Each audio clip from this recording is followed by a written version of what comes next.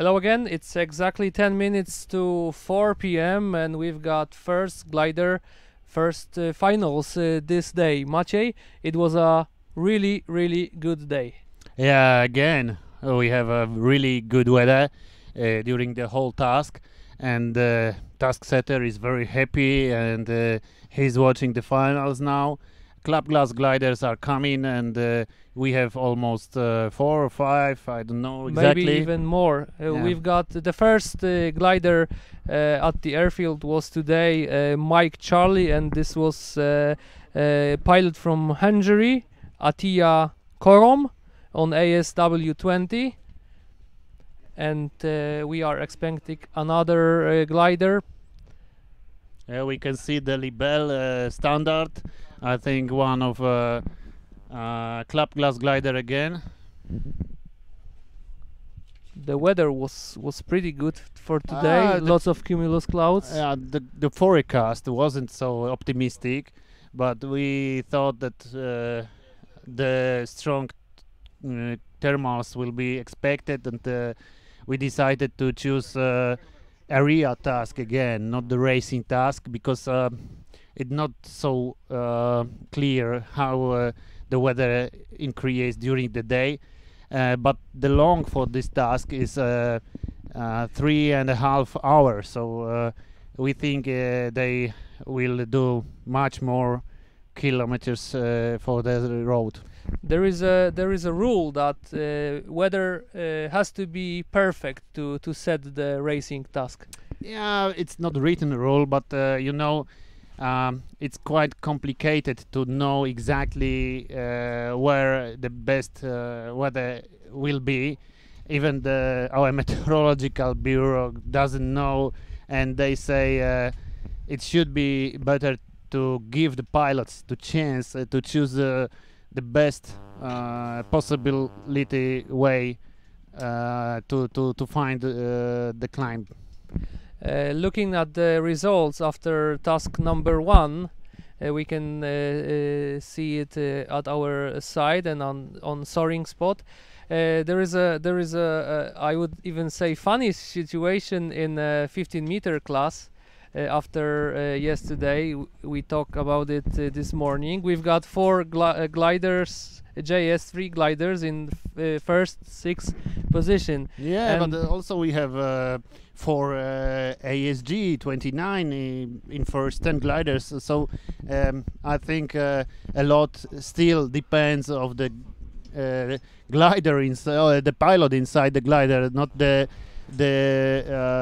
type of machine that they are using. And Whiskey was Javier Gaude from Argentina on LS4. Yeah, and we have another one, Foxtrot Alpha Yankee ASW 20, I think.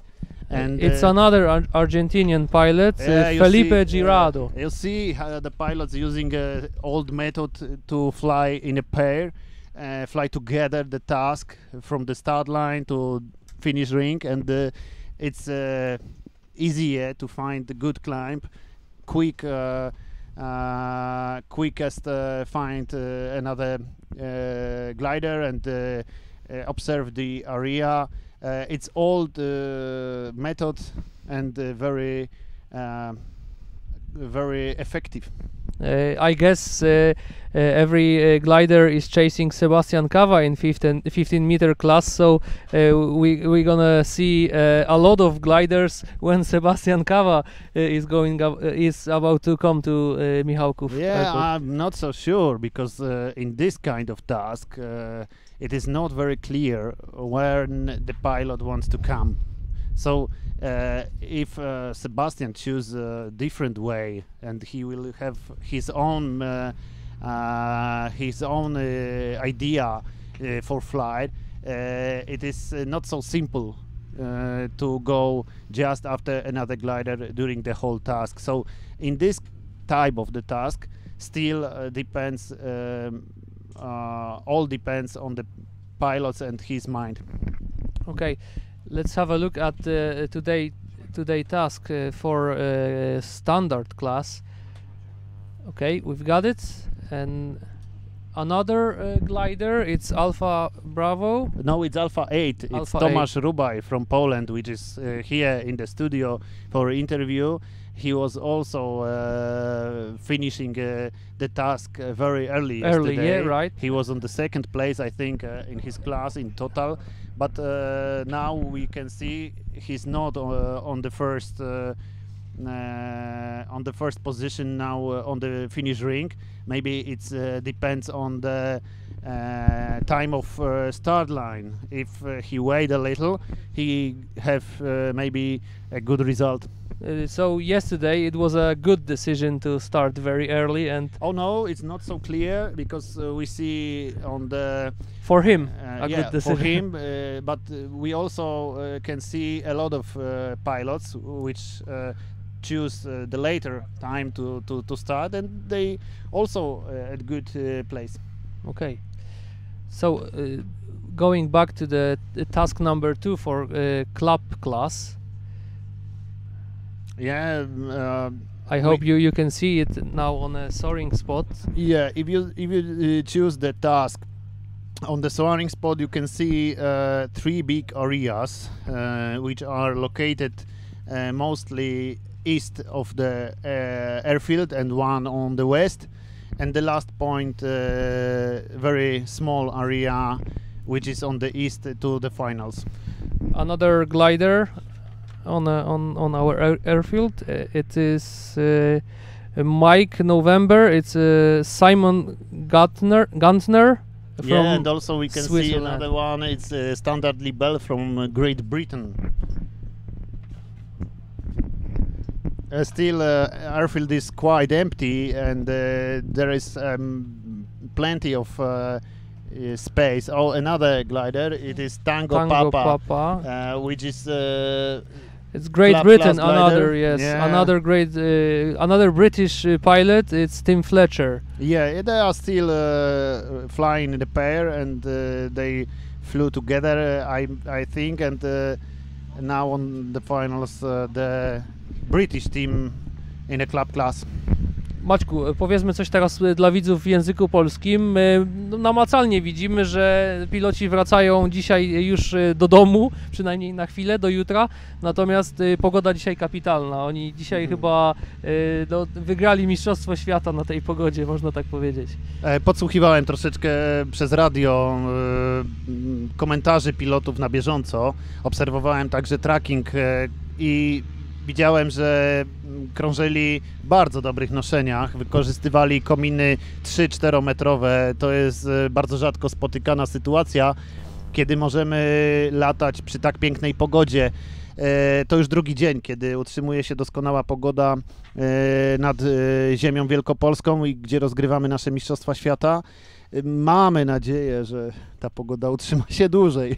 Mamy nadzieję, ale teraz Maćku, tak z Twojego doświadczenia, jak to wygląda w ogóle, czy w takiej doskonałej pogodzie te różnice pomiędzy czasem przylotu, czy doskonałością tego przylotu, czy doskonałością zaliczenia tych obszarów są wielkie, czy niewielkie właśnie? No to zależy, jak trasa jest długa. Wczoraj mieliśmy do czynienia z 3-godzinną obszarówką i przez 3 godziny, jak się okazało, te różnice były dosyć nieduże. Dziś czas został wydłużony o pół godziny, może nawet w stosunku do wczorajszego dnia o godzinę, tak, przepraszam, tak? 2:30 więc, wczoraj, dzisiaj 3:30. Więc proszę mi wierzyć, te 3,5 godziny jest wystarczająco, żeby dokonać bardzo dużych roszad na trasie. Na pewno piloci napotykają jakieś trudności, pogorszenia chwilowe pogody, czy też podejmują błędne decyzje i dzisiaj na pewno te różnice będą zdecydowanie większe. Zwłaszcza, że no, na całej trasie była świetna pogoda, chociaż tam powiedzmy im wyżej na północ było znacznie więcej cirusa, który mógł też tłumić trochę te kumulusy. Tak, dzisiaj taką informację uzyskaliśmy od Sebastiana z Meteo, także no, gdzieś tam pewnie na samej górze mogło dojść do jakichś zachwiań tej fantastycznej pogody. No tak, no tego się spodziewaliśmy. Biuro prognoz operujące na naszym lotnisku z Instytutu Meteorologii i Gospodarki Wodnej prognozowało nam na dzisiaj chwilowe pogorszenia pogody w północnym obszarze, natomiast jak widać, na szczęście przepowiadanie pogody czasami nie jest tak dokładne i te pesymistyczne wróżby się nie sprawdziły. Pogoda była doskonała. Na Państwa ekranach Węgier, który już wylądował, to jest Ferenc Tamas na LS-ie 3 z 1A na stateczniku poziomym. To jest kolejny pilot, który dotarł już na lotnisko w Michałkowie. Już kilka tych szybowców mamy. One sobie gdzieś tam stoją, już czekają na pomocników, którzy zaraz będą je odstawiać na swoje miejsce, by poczekały na jutrzejszą konkurencję. Warto dodać, że drużyna z Węgier była już tutaj bardzo licznie reprezentowana 5 lat temu podczas Mistrzostw Europy. Oni doskonale znają to lotnisko i rejon lotów. No a dodatkowo Polak, Węgier, dwa bratanki. Wiadomo do czego i jeszcze do czego. Oni świetnie mówią o polskich pilotach, Maćku. Oni znają przecież jeden z team kapitanów, który tutaj jest w Michałkowie, był także podczas poprzednich Mistrzostw Świata, ale juniorów w Australii i mówi: macie kapitalnych pilotów, macie Kubę Puławskiego, nomen omen naszego pilota z Aeroklubu Ostrowskiego, Tak. macie Mateusza Siodłoczka, który też tu rywalizuje jak równy z równym z innymi. Macie wspaniałych pilotów. No mamy przede wszystkim też zdolnych juniorów. To jest rzadko spotykane w tym sporcie, w którym zazwyczaj zawodnicy zaczynają swoją karierę w wieku 30-40 lat. My mamy sytuację lepszą pod tym względem. Mamy zdolnych juniorów, mamy młodych ludzi, którzy chcą latać na szybowcach i mają się od kogo uczyć, no bo nie zapominajmy, że przecież w Ostrowie mamy doskonałe warunki, robimy szkolenia, latamy na przeloty, jest kilka lotnisk w Polsce, które robi to też równie dobrze i w tym momencie jakby nasza sytuacja jest troszeczkę lepsza na tle reszty świata. Papa Lima wylądował, Darius Liagaudas, tak, na Pegazie, tak? Przypomnę wszystkim, że Dariusz był również na Mistrzostwach Europy w 2013 roku u nas, zdobył wysoką lokatę, latał bardzo świetnie, natomiast w późniejszym okresie uległ wypadkowi podczas lądowania na szybowcu, gdzie doszło do uszkodzenia rdzenia kręgowego i jest pilotem niepełnosprawnym. Porusza się na co dzień na wózku, co nie uniemożliwia mu latania. Mamy, drodzy Państwo, pokażcie to proszę realizatorzy, 3 szybowce dolatujące. Mieliśmy Whisky Bravo, mamy Yankee i Hotel India, jantar, India, na którym lata zawodnik z Białorusi bodajże. Hotel India, już sprawdzamy. Warto zaznaczyć, że ten szybowiec Aleksander Babkiewicz na co dzień jest używany w Aeroklubie Ostrowskim do lotów. W związku z tym możemy się pochwalić szybowcem, który startował na Mistrzostwach Świata. Został on wynajęty przez zawodnika z Białorusi. Z tego, co się orientuje, pilota liniowego. W związku z tym ciekawa sytuacja. Wielu z tych pilotów tutaj na Mistrzostwach Świata to są zawodowi piloci latający na samolotach komunikacyjnych, wożący... Daleko szukać nie musimy. Mateusz Siodłoczek, numer 1. Łukasz Błaszczyk, kapitan Dreamlinera, czy też Tomasz Rubaj. Też. Wielu innych, którzy, proszę Państwa, w ramach wolnego czasu, w ramach swojego urlopu przesiadają się z samolotu komunikacyjnego i tak jak mówią, prawdziwie latają, bo to, proszę Państwa, jest prawdziwe latanie. Z tego co pamiętam, kapitan Wrona też był szybownikiem i pewnie dlatego tak pięknie położył. Więc no nie jest tajemnicą, że Polacy są dobrymi pilotami, ponieważ mamy doskonały system szkolenia, zaczynamy często od modeli, kleimy, uczymy się do aerodynamiki jako młodzieńcy, następnie przechodzimy do aeroklubów, latamy na szybowcach i potem dopiero przechodzimy na samoloty turystyczne i komunikacyjne. mając za sobą już doskonałą szkołę i umiejętności. Maćku, jeszcze powróćmy do samych mistrzostw, bo ja mam wrażenie, że wy już wygraliście na tych mistrzostwach, bo to, co się wczoraj zadziało tutaj pod względem frekwencji, to jest, można powiedzieć, no duży skok, bo dawno nie widziałem tylu osób oglądających ściśle tylko sport szybowcowy tutaj w Michałkowie. No, pracujemy jakby bardzo mocno nad popularyzacją tego sportu i tego miejsca. Dla nas jest to najpiękniejsze miejsce na świecie. Wczoraj mogliśmy dumnie pokazać również zawodnikom z całego świata i gościom, że również nasza publiczność, mieszkańcy okoliczni bardzo się interesują tym sportem. Przyjechali tłumnie na lotnisko, zaskoczyli nas bardzo pozytywnie, cieszymy się z tego. Doceniamy też pracę tutaj naszych okolicznych włodarzy, bo przecież ścieżka rowerowa z Ostrowa prowadzi prost na lotnisko.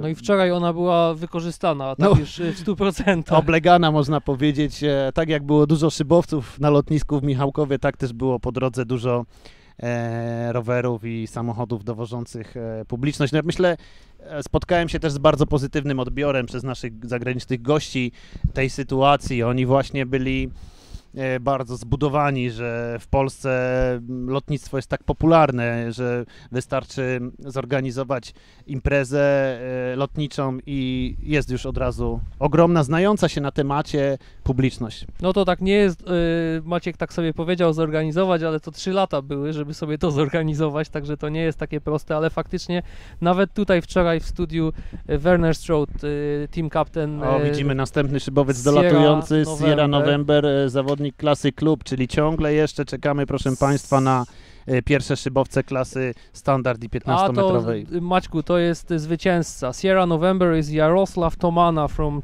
Czech Republic, the winner in club class from yesterday. Yeah, now we are talking in English again. Okay. And I think it's good information for Czech Republic, because now we see Jarosław Tomana landing on the field.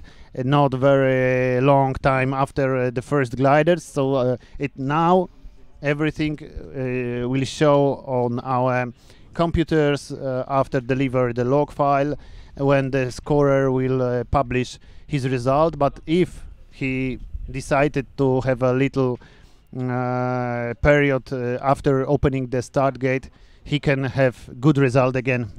Another glider.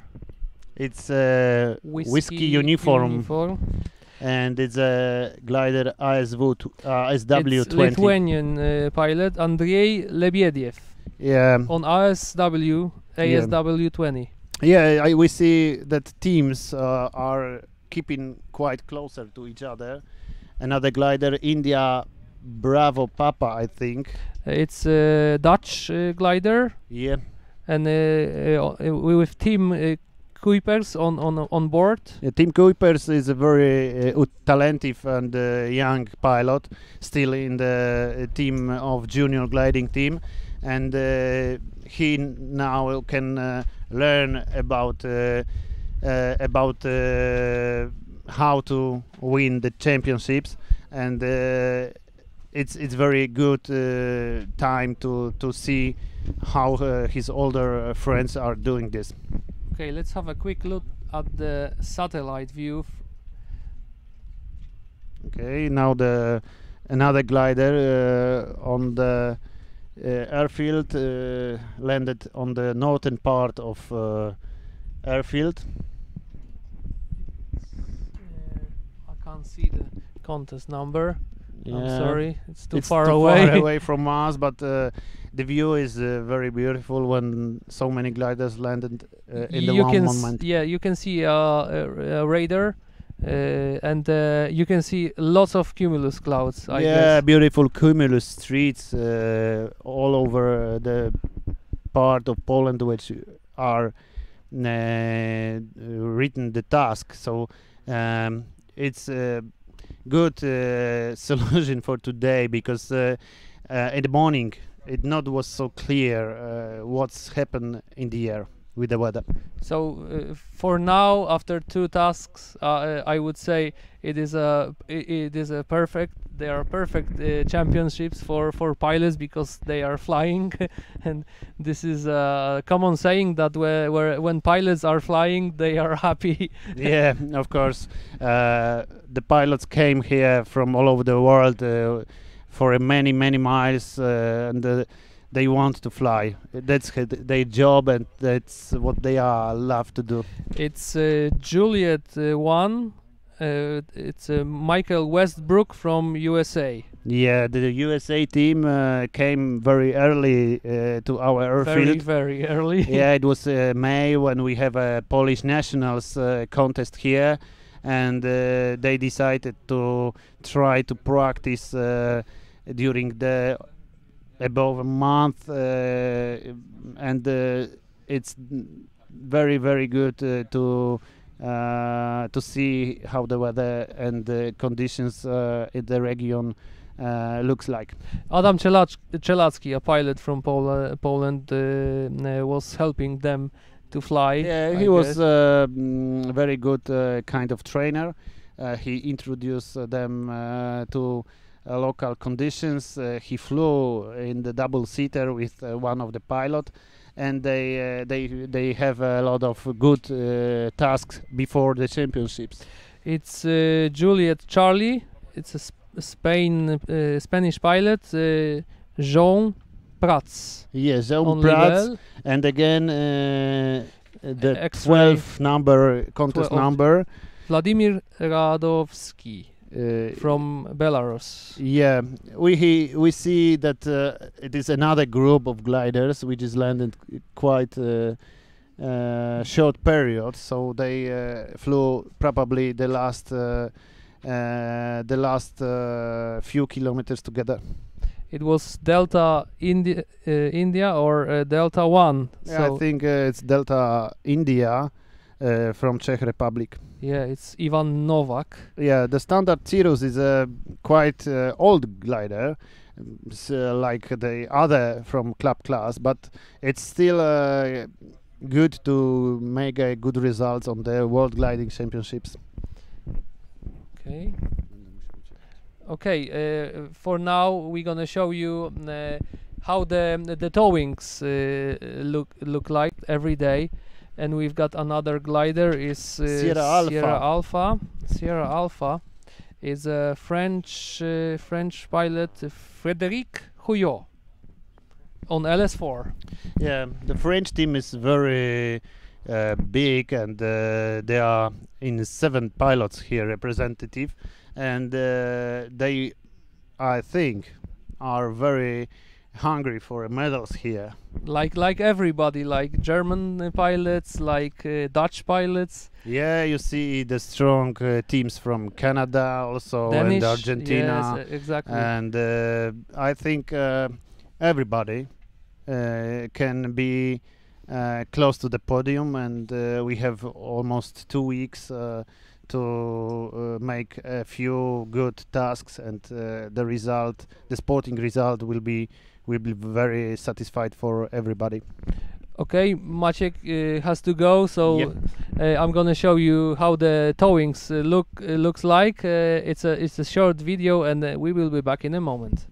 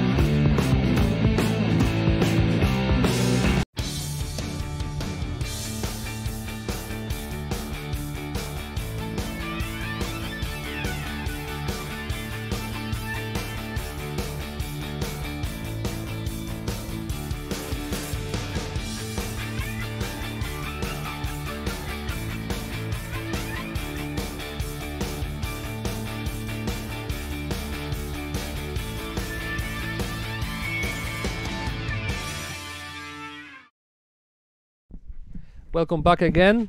Task setter Artur Rutkowski with us. Artur, congratulations. Very good task for today, but a task after great Meteo. Sure. Okay, you should congratulate the competitors who did the task. Setting the task is the simplest thing, I think. Then much harder is to fly it successfully. And we've got Whiskey Golf on an airfield. It's Jonas Langenegger from Switzerland. Yeah, Jonas Langenegger. Langenegger, I'm sorry. Yeah, a quite long name, slightly difficult. I also must admire. I also admit. Yeah, club class. We see another competitors coming. We soon should have Whiskey Golf. This is Luca. Sorry, that was the Langenegger. Then there is Charlie 71 and 70 coming. So we will have Aldo Rodriguez. The Aldo Rodriguez flying glider with the contest number 70 was the only one who outlanded yesterday. Was the only one, the unlucky one. Unlucky one. Today he managed, and he'll be soon on the ground. I hope you can see in a minute the tracking. Thanks to GPS, we can see where the gliders are right now. In a bit late, I guess, because Charlie 71 is already at the airfield, right? Yeah, I think it's dropped. Yeah, it looks dropped, so it means that he has a landed. little more tracked, and he's most likely on the ground. Okay. Yeah, we see another bunch of gliders coming. I think they are standard class gliders. More from the west are club class gliders still approaching, and then first or one of the first standard gliders coming from south east. First is Zulu Mike, Joris Vainius from Lithuania, on Zulu Mike. Zulu Mike. Mm-hmm. And we've got Sierra Tango. Yes. And two Sierra. Two Sierra. Yes. Yeah. So Sierra Tango. On Sierra Tango, it's Pascal Brunner from Switzerland. Oh, you could have seen. I haven't seen that. glider. I'm sorry. I also did not see the contest number. I'm sorry. Let's focus on sailplanes that are landing right now. It's another glider from club class, I guess. Yeah. Okay, we've got Delta Tango. Pretty Delta Tango is Russian pilot Dmitry Timoshenko. Yes. It's a winner from standard class, I guess. From yesterday. Yes, you're right. Yes. So it's a big fish, I guess. The leader right now. Yeah. Fat cat. Could say I would say fat cat. Fat cat. Not big fish. Big fish is a Polish synonym of a fat cat. Fat cat. Yes. So we have some congestion on approach now. We can see about 10 gliders approaching from club class and from standard class. And we are expecting probably last club class gliders, because there are many of them already. Yeah, they have their area's departure was at 12, so they could have already departed at 12, and the task time was 3.5 hours. Yeah, so this time has already passed almost an hour ago. So probably they will there will be the last ones will be coming shortly. And here's the Zulu Mike, which we already announced. Yeah, this is Joris Vainius from Lithuania. This is a Lithuanian pilot. Flying Lithuanian junior glider, a few years ago, but now he starts like a senior. Yeah, what's important, he's flying a Lithuanian glider LAC 19, a standard class glider from Lithuania. Okay, and very Tango. This is Louis Buderlik from France. Yeah, on Discus 2A. Yes, exactly. This is the current standard class champion. So he's defender of the title. Okay, so this is a fat cat. Yeah, you can say so. Yeah, this is another fat cat. Who's gonna win? We don't know. Yeah, it's We wish to know. it's only only second day of the competition, so it's very early to say anything about who's gonna win. But anyway, we know who was successful before. But remember, we were talking yesterday about LS3 gliders, and looking at the results at the table in 15-meter class, we can say the LS3. That couldn't be LS3, I think. LS3 JS3, I'm sorry. JS3, yeah, it was JS3 rules. Yesterday. Yes, that's very true. Out of 6 top Tango Sierra, you can have a look who is flying Tango Sierra. It's Tizian Steiger. Tizian Steiger, From this is Swiss glider pilot, yes. Flying in a standard class. Okay, And another one. This is Kilo Sierra. Kilo Sierra is flown by Makoto Ichikawa. The only pilot from Japan. Yes. And Mike 7. We can see Dutch registration. Dutch Sjors van Loon. Sjors van Loon, yeah. I hope I Sjors van Loon. Yeah, I think it's something like that. Something like that. And another 3 gliders landing. And Yankee. Yankee is a Polish glider for sure. Yes. It's Łukasz Błaszczyk, I guess. No, it's Mateusz Siodłoczek. Okay. Mateusz Siodłoczek has just arrived. So we are expecting Polish pilots right now. It's Mike 1. Yeah, it's or Slovakia. Mike India. Mike 1. Mike 1 is German. No, Kilian Wiesele. On LS8 Neo. Yeah, Sierra Bravo. Björn Ginzel is flying Sierra Bravo from another German pilot. Yeah. He's losing the water ballast right now. Dropping, yes, he's jettisoning the water to make the glider lighter on landing and to reduce the loads on the structure. Another one. Sierra Tango from Switzerland. Sierra Tango. This is Pascal Brunner. This is Pascal Brunner from Switzerland.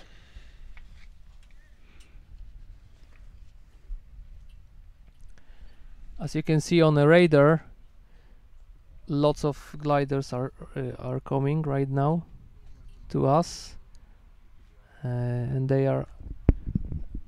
I guess this is the west side. You said, right? No, the it's east side. south. It's, South. They're coming from the west and south, east and southeast.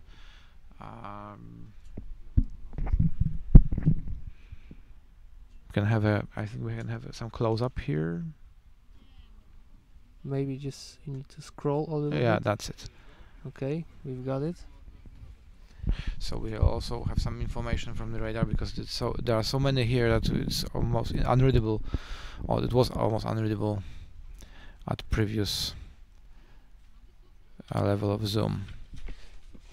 Going back on the standard class task for today. Okay, we've got Charlie Mike.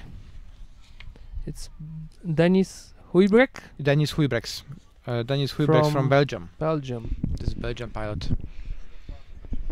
Okay, have a quick look at the task for standard class for today.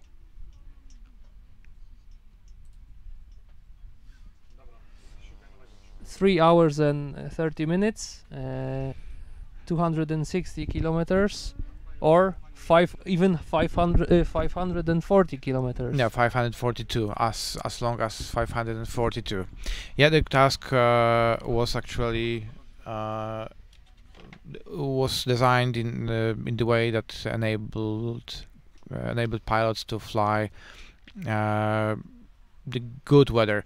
Actually, today's weather was even more complicated than yesterday to predict accurately enough. So we allowed pilots to do the task at speeds between 70, almost 80 kilometers per hour minimum, and 150 kilometers per hour of cross-country speed maximum.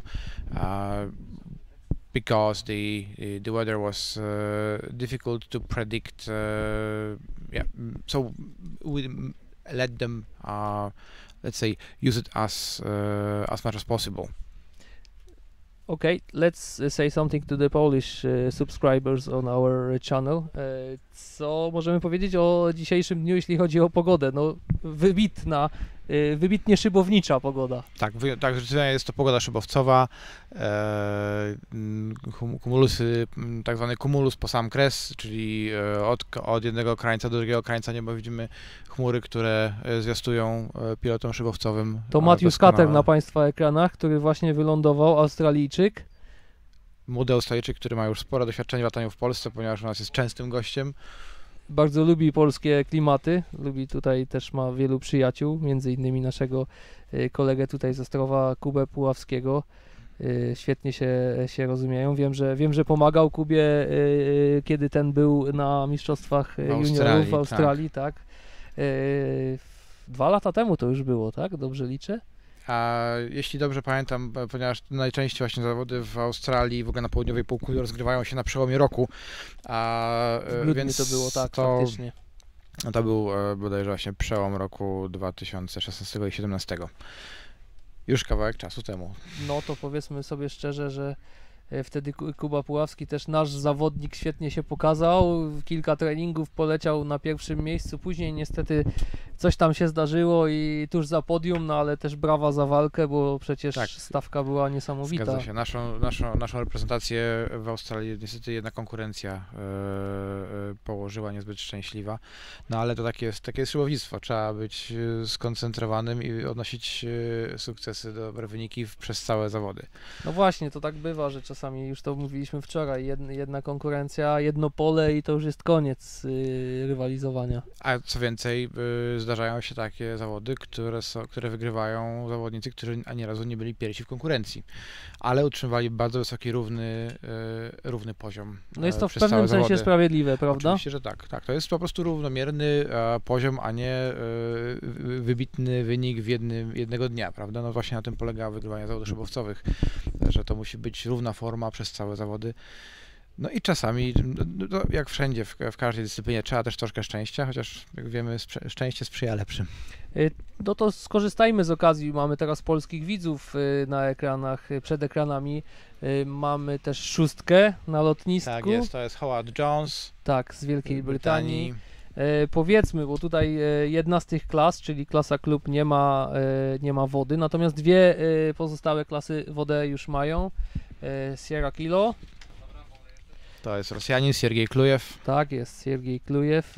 Po co szybowcowi i pilotowi woda właśnie w statku powietrznym? No to jest taki trochę paradoks. Wydawałoby się, że staramy się w konstytucjach lotniczych o jak najmniejszą wagę i generalnie statki powietrzne są takim synonimem czegoś lekkiego. Natomiast szybowce mają tą cechę, że nie mają własnego napędu i nie mogą jakby konkurować mocą napędu ze sobą. No i żeby uzyskiwać duże prędkości, po prostu musimy je obciążać. Oczywiście to nie jest bezkosztowe. Im szybowiec jest cięższy, im bardziej dobalastowany, tym trudniej się wznosi. To jest dosyć oczywiste. Hugo Alfa Lima. Hotel Alfa Lima, Węgier. Węgier, tak. Tomasz Vamosi. Tak jest. Mam nadzieję, że dobrze czytam. Tak jest. Tak jest. Pilot from Hungary, Tomasz Vamosi, on Discus 2AX. Wtedy, gdy jest potrzebna, ta woda jest zwyczajnie uwalniana, pilot sobie pomaga po prostu. To znaczy zawsze zaczynamy lot, zawsze.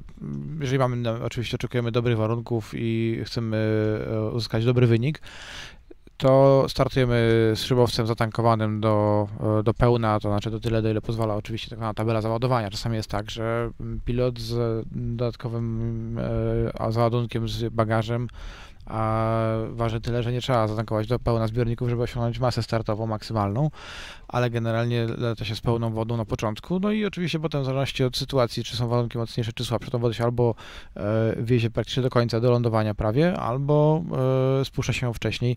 Czasami się to robi na przykład na sytuacji tak zwanej podbramkowej, kiedy szybowiec, znaczy kiedy szybowiec razem z szybownikiem znajdzie się na małej wysokości i musi się ratować w bardzo słabym noszeniu. Wiadomo, na małej wysokości te kominy termiczne, one się dopiero rozwijają i one są wówczas poszarpane, słabe i duża masa szybowca w tym mocno przeszkadza, wtedy się wodę zrzuca. Natomiast jak są dobre warunki, lot jest tak zwany bez historii, czyli przeleciany bez żadnych takich dramatycznych zdarzeń, to najczęściej tą wodę się dopiero zrzuca tuż przed lądowaniem po to, żeby szybowiec był lżejszy, żeby przede wszystkim nie obciążać konstrukcji przy samym przyziemieniu, nie obciążać podwozia za bardzo, czy innych elementów struktury. Wtedy się wodę zrzuca. Mamy kolejne szybowce dolatujące na mapie, którą zaraz pewnie realizatorzy Państwu pokażą. Te szybowce gdzieś tutaj dolatują. Mamy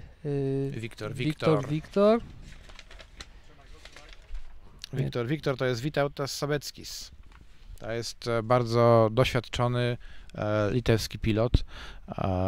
Nie tylko doświadczony jako zawodnik, ale to jest jednocześnie też organizator zawodów na Litwie i wielokrotnie już rozgrywanych mistrzostw świata i Europy. Czyli w Pociunaju maczał palce. Oj, zdecydowanie tak.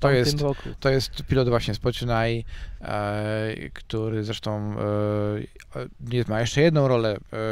Mówię o Vytautasie Sabeckisie. Jest też delegatem litewskiego aeroklubu do Międzynarodowej Organizacji Szybowcowej i tam też promuje bardzo dobrze Litwę jako organizatora zawodów. Przywodzi z tych posiedzeń właśnie często imprezy na Litwę. Brawo. To jest rumuński zawodnik, rumuński szybowiec. To jest Norbert Alin Skarlat. Z tego co pamiętam, to Norbert był tutaj też 5 lat temu podczas Mistrzostw Europy, bo gdzieś to nazwisko mi utknęło w pamięci, więc może tak było już teraz. Niestety nie mogę nie sięgnę do tego tak głęboko pamięcią, mnie akurat nie utkwiło. Natomiast na pewno rzeczywiście byli Rumuni na mistrzostwach 5 lat temu przynajmniej 4-osobową ekipą. Siergiej Serow, tak w Sirusie z numerem 75 na stateczniku. I będziemy się spodziewać już za lada moment pewnie klasy 15-metrowej powoli. Tak mi się wydaje, właśnie patrzę w tej chwili na nasz podgląd, tak jest. Już w tej chwili widać na dolocie pierwsze 15. To jest m.in. Alfa X-Ray z Radkiem Krejczyzikiem na pokładzie. To jest także Foxtrot X-Ray, tak. To Paweł Łożecki z Czech. Czechy na LS-ie 8. Aż tamten już niestety za daleko szybowiec do podejrzenia numeru. Ale jeśli dobrze widzę, to był Richard Swanstrom ze Szwecji na szybowcu India Kilo India. Zobaczcie Państwo, jak to fajnie wygląda. A tu widzimy właśnie szybowiec, który ledwo dociągnął do lotniska. Ależ twarde lądowanie. Ależ twarde lądowanie. Kto to był? Juliet Bravo, jeśli dobrze widzę. Juliet Bravo, to będzie czeski pilot Mirosław Cink na LS-ie. To się zgadza. No właśnie, tu przed nami Delta 2. Delta 2 to jest Paul Kim Larsen na dyskusie, tak? z Danii. Na dyskusie, tak jest. I tam naszej uwadze więcej się umknął inny dyskus po północnej stronie lotniska. no powiedzmy sobie szczerze, no nie wygląda na to, żeby tutaj ten pilot naprzeciwko nas sobie coś uszkodził, ale wyglądało to przynajmniej niebezpiecznie. Mam wrażenie, że przyziemił jeszcze przed Na polu, bo tutaj pole jest, tak? Mamy tutaj właśnie India, Kilo India, India. no już wspomniany Richard Svanstrom, którego wcześniej źle zidentyfikowaliśmy. Czy też ja się zidentyfikowałem? Tak, na Państwa ekranach właśnie Juliet Bravo i to jest ten... Mirosław Cink. Tak, Mirosław Cink, ten pilot czeski, który no przyziemił tutaj zdecydowanie wcześniej. Ale coś się dzieje rzeczywiście na podejściu do lądowania, bo jest, że kolejny szybowiec na tak zwanych rzęsach do domu wraca. Na rzęsach, czyli na powiedzmy ostatnich... Na ostatnim noszeniu. na ostatnich kilometrach prędkości. Tango Alfa, tutaj przed nami, Państwo tego teraz nie widzą, ale Jan Ola Nord ze Szwecji. być To może jeszcze jest, klasa standard. być może jest też tak, że tam następny szybowiec ma problemy, widzę, z dolotem. Najwyraźniej wiatr się wzmógł w warstwie przyziemnej i to niektórym pilotom sprawiło pewną trudność. Golf tu przed nami, tak? Vittorio Pini z Włoski Włoch. pilot, tak? Tak, jest w klasie standard jeszcze. Udało się tutaj temu pilotowi wylądować, o którym mówiłem, że będzie mógł mieć problemy. Wyglądało to trochę gorzej. W 2013 roku, pamiętacie Państwo, Łukasz Błaszczyk ledwo doleciał podczas jednej konkurencji. Wtedy latał w klasie klub. Wiem, że ten filmik z jego lądowaniem takim na rzęsach, jak powiedziałeś, no, bił rekordy popularności w internecie. Na pewno jest to emocjonujące, natomiast na pewno największe emocje przeżywał pilot, który ten lot kończył w ten sposób, to prawda. Tak, zwłaszcza, że na pewno Państwo to widzieli, bo fani szybownictwa ten filmik widzieli. Tutaj nieopodal zaczyna się linia napięcia i trzeba tą linię na dolocie pokonać, więc to jest też taki dodatkowy dreszczyk emocji. I linia, i pasomorzew, to jest kilka przeszkód po drodze, które mogą zatrzymać 2-3 km przed lotniskiem. Widzimy już lotnisko, ale do niego nie dolatujemy. Teraz wylądował Martin Schwab na szybowcu Kilo Golf. I mamy Alpha X-Ray. Alpha X-Ray jest... To jest Radek Krejcik. To jest tak. pierwsza, ta 15-metrówka, jedna z pierwszych, o której mówiłem. 15-meter class, one of the first pilot of 15-meter class. Będziemy Państwu tutaj zaraz jeszcze pokazywać kolejne doloty, bo zbliża się kolejna duża grupa szybowników. We've got another group of pilots. Yeah. It's for sure a 15-meter class. Yeah, that's 15-meter class. We see about 7 of them on final approach, let's say. We are still expecting Sebastian Cava, I guess, and today's winner on his own glider. It's Quebec Zulu. Or Oscar Zulu. Yeah, Quebec Zulu. Ondrej Bordowski from Czech. Na Państwa ekranach właśnie ten pilot. Pilot z Czech. Czesi zawsze mają mocną ekipę, prawda? Zgadza się, to jest kraj całkiem aktywny, jeśli chodzi o szybownictwo.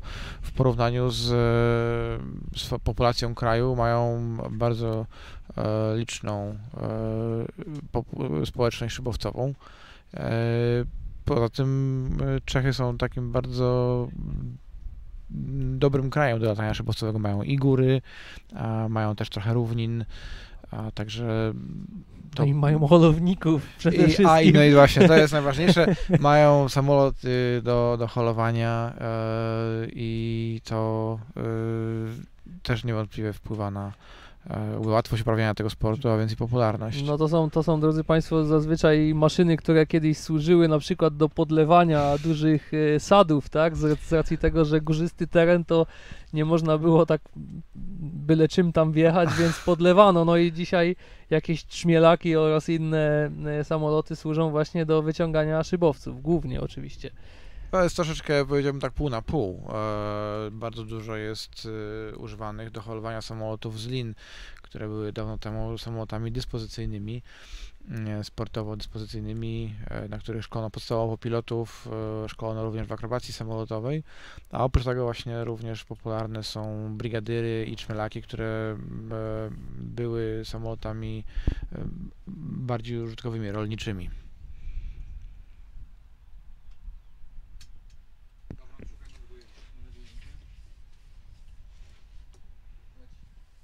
Okay, we've got another pilot. Yeah, Let's say who it is. It's Yankee uniform. uniform. Marvin Hus. Yeah, Marvin Hus is flying in standard class. From USA.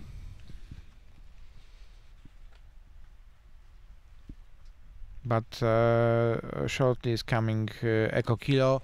This is Danish pilot Oyvind Frank. And we've got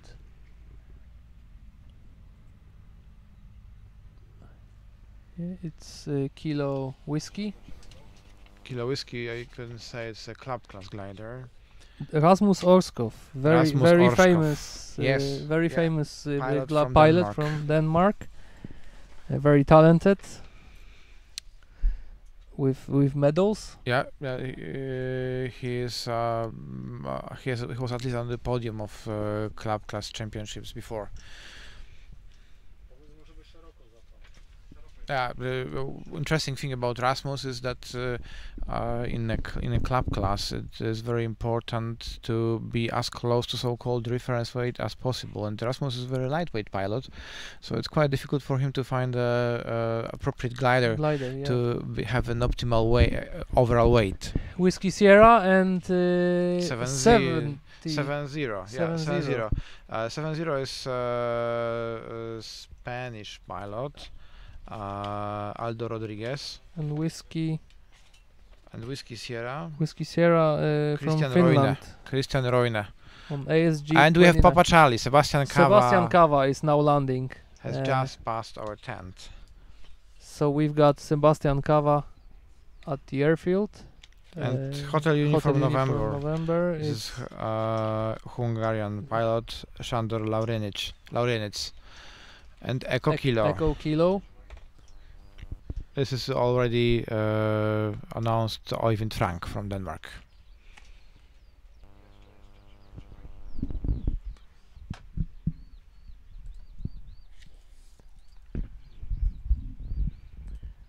Let's have a quick look at the soaring spot. Is there any results? Any results already? No, Not yet. You must be patient. Perhaps pilots are still on the way to the scoring office. And Victor Zulu. It's Lithuanian pilot Vytautas Sabeckis. No, I'm sorry. Victor Zulu is David Pretorius. David Pretorius, yes, on LS8. David Pretorius is from South Africa? I guess. Yeah, he is. Victor Zulu, yeah. He is. Another glider, it's Foxtrot Delta This is Guido Dalla Rosa Prati. on LS8. On LS8.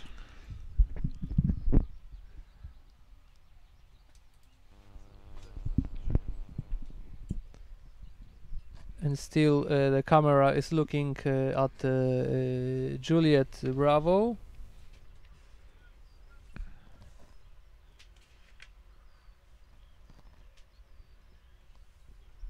Very lucky pilot, as we said already. Yeah, actually, he will be able to say that only on the glider tie down area when he checks the undercarriage, because it looked very rough, the place where he landed. Okay, another gliders. One just passed away, and another one. Oh, it's too far away. I can't see anything. Okay, we've got Zulu 3. Zulu 3. This is Tim Scott from Great British on ASG 29. And It's Fox 2. 2.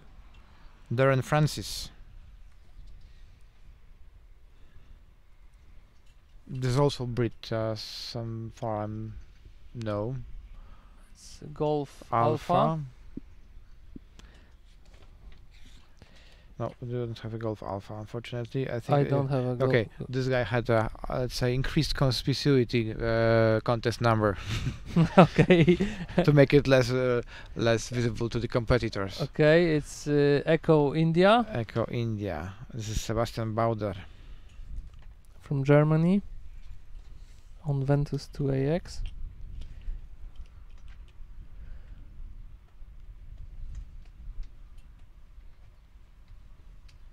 You can see another pilot landing.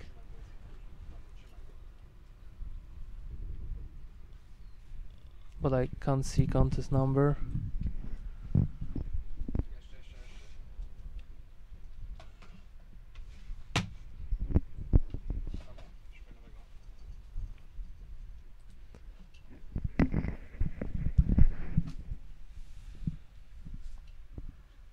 Let's say maybe something about finishing the competition, the task, because sometimes you need to touch a point to finish, right? What does it look like? Okay, you have to accomplish the task, which is defined by turning points and bigger or smaller cylinders, in which at least one fix has to be recorded, one fix of the glider's position.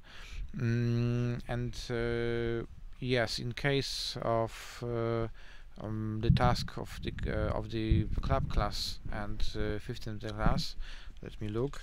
There was a small cylinder, a few dozen kilometers away from the airfield of Michałków, of only 5 kilometers radius, which had to be reached by the pilots, and from which they started their final glide, more or less, of course. And this point, the aim of this point was just to align the gliders with the final approach track and the runway track, so they have now to make sharp maneuvers just before landing, or in order to land. Another pilot, it's Foxtrot Hotel. Yeah, Jan Omsels from Germany on his Ventus. 15-meter class. Okay, and another, it's Lima Echo Echo Kilo Charlie, or Echo November. Charlie Hotel, right?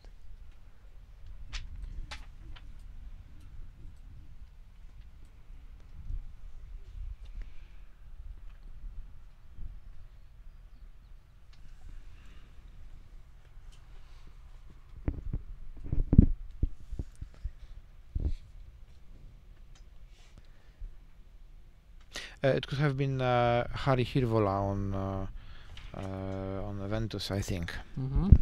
Echo Hotel. Can a pilot be at the airfield a little bit earlier? Of course, before the prescribed time, sure. But then it's actually disadvantageous for him, because he had some more time to cover more distance, and he didn't use that, and his distance, the so-called marking distance, the distance he made, is then divided by the time of the task. So it reduces his performance, reduces his cross-country speed, and then of course the result. So no, coming before the prescribed time is absolutely not anything which pilot would like to do. Glider pilot would like to do. What about the points? Because everybody is asking me how the pilots get the points, and how it's and at for what? and for what, right? Yes. Okay, actually in our competitions, the so-called classical gliding competitions, which are slightly different from Grand Prix competitions, we take into consideration two things: distance and the speed. And the bigger the speed and the bigger the distance covered, the bigger the score. Then of course there are some factors like whether the task was long or short, and then the points are adjusted. Let's say the competitions we would like to have are those which in which the winner achieves or is being given 1,000 points, so-called 1,000 point days. This requires the day to be the task to be at least 3 hours long, or the task to take at least 3 hours of time, because this is considered to be enough time to, let's say that this event, this result was not only a question of luck, but it was also it was a result, The matter of skills and a matter of skills, exactly, and the effort by the competitor. The more time you fly, the more time you have to make errors, and the one who makes less errors usually wins. I think we see now two younger brothers from South Africa flying JS3 gliders.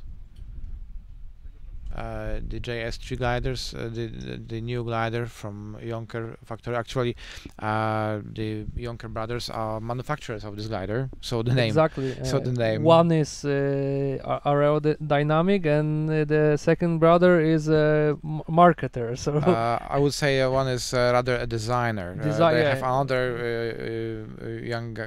He was young, not many years ago. They have another guy who is an aerodynamicist.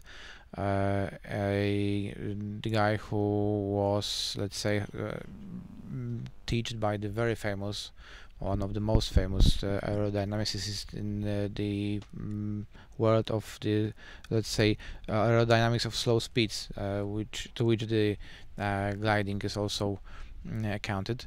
And so the guy who's aerodynamic designer of the gliders of Jonker factory was taught by Luc Boermans from the Netherlands. And he learned a lot because the first glider they designed and manufactured, the JS1, was successful from the very beginning. and we've got JS3 here in Michałków. Also, we have already 4 of them.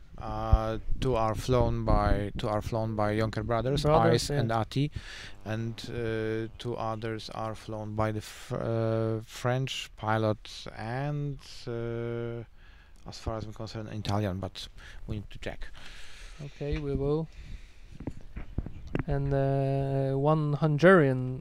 Hungarian, sorry, that was Hungarian. Yes. I meant. Zoltan Kore is also on his. Zoltan, yeah. Zoltan, I'm sorry, Mhm. on JS3. So strong representation of Jonker's gliders. And as we told at the very beginning, 4 of them, 4 out of 6 yesterday were in the top 6 of yesterday's task, of yesterday's competition. But Uis told me this morning that he was just chasing Sebastian Cava. And he watched how Sebastian starts, and then make a decision to follow start. him. Yeah, to follow him. Yeah, this is let's have a look at this start time, and we've got Sebastian Cava.